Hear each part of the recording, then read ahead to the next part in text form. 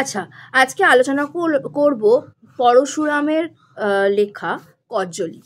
কজ্জলি প্রকাশিত হয়েছিল 1927 খ্রিস্টাব্দে এবং পরশুরামের ছদ্মনাম আমরা অনেকেই জানি, প্রত্যেকেই হয়তো জানি, রাজশেখর। পরশুরাম ছদ্মনাম, প্রকৃত নাম হলো রাজশেখর বসু। তারই লেখা একটা কৌতুক রসের গল্প সংকলন হলো এই কজ্জলি।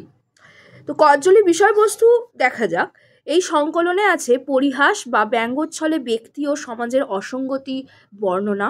স্থান পেয়েছে 6টি গল্প। প্রথম গল্প হলো বিরিঞ্চি বাবা প্রতারক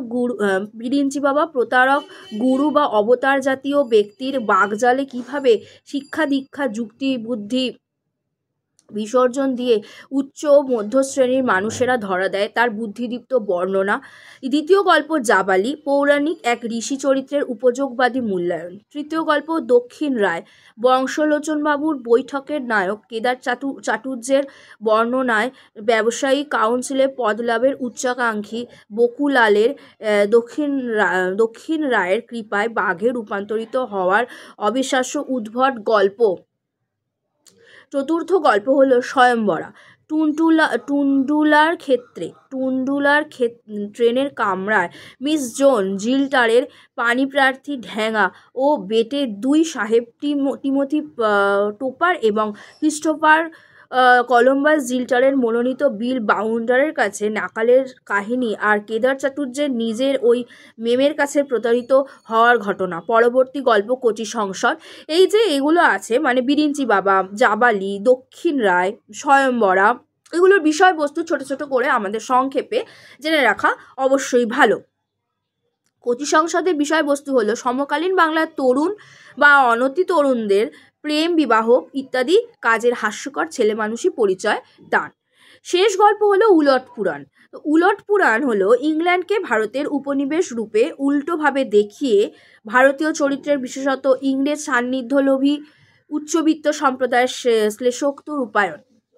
প্রথমত এখানে বিরিঞ্চি বাবায় যেটা পেয়েছি যে শিক্ষা দীক্ষা যুক্তি বুদ্ধি বিসর্জন দিয়ে উচ্চ ও মধ্য শ্রেণীর মানুষেরা ধরা দিচ্ছে তাদের বুদ্ধিদীপ্ত বর্ণনায়।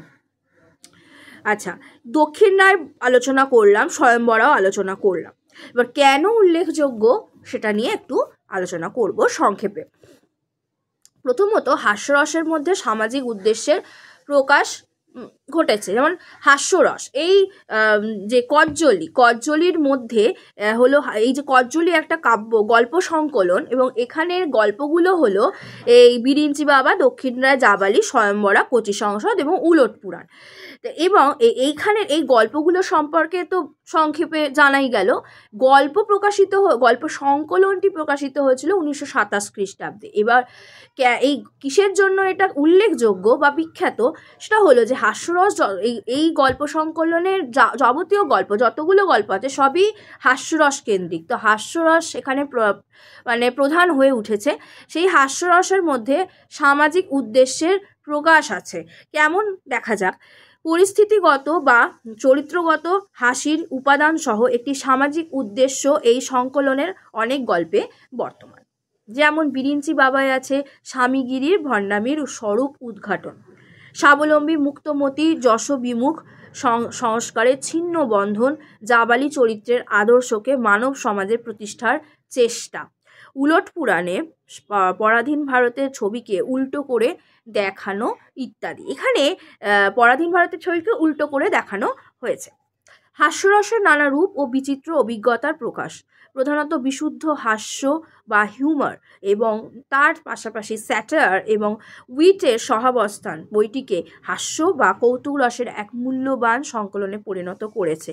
প্রকৃতপক্ষে বৈঠকি মেজাজ, অনাবিল দৃষ্টিভঙ্গি, মার্জিত শুভ্র রসিকতা এবং বাঙালি জীবনের বিচিত্র অভিজ্ঞতার সরস পরিচয় এই গ্রন্থ বাংলা সাহিত্যে এক অদ্বিতীয় স্থান অধিকার করেছে।